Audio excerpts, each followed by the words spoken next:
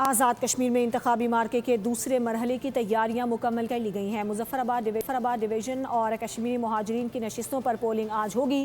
اس حوالے سے تمام تر تیاریاں مکمل کر لی گئی ہیں۔ نون لیگ، پیپلز پارٹی اور آزاد امیدواروں کے درمیان کانٹے کا مقابلہ متوقع ہے۔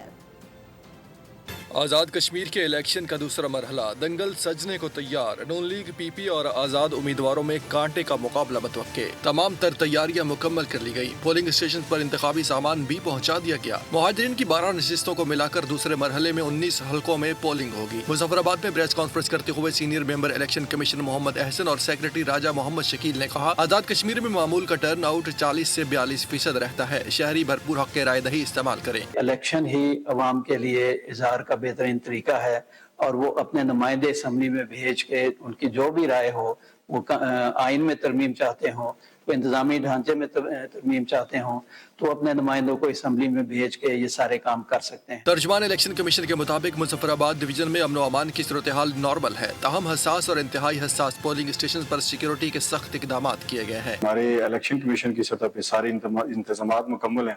جیسے آپ کے علم میں ہے کہ مظفرآباد اپنا میرپور ڈویژن میں جو ہمارا پہلا مرحلہ تھا، وہاں اللہ کے کرم سے انتہائی پرامن شفاف الیکشن ہوئے۔